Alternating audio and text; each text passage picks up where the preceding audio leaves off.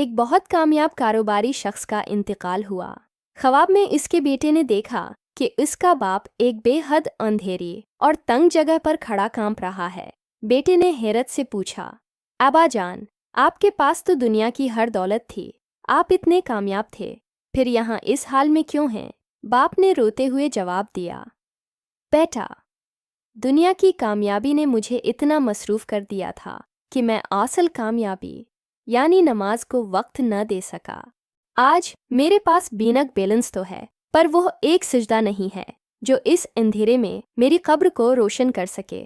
اس نے تڑپ کر کہا، نماز چھوڑنے کا سب سے بڑا نقصان یہ ہے کہ آج جب مجھے اللہ کے سہارے کی سب سے زیادہ ضرورت ہے تو میرے پاس اپنے رب سے بات کرنے کا کوئی ذریعہ ہی نہیں بچا۔ کاش میں نے دنیا کمانے کے ساتھ ساتھ اپنے رب کو بھی سجدہ کیا ہوتا۔ سبق: نماز چھوڑنا صرف ایک فرض چھوڑنا نہیں، بلکہ اپنے رب سے تعلق توڑنا ہے۔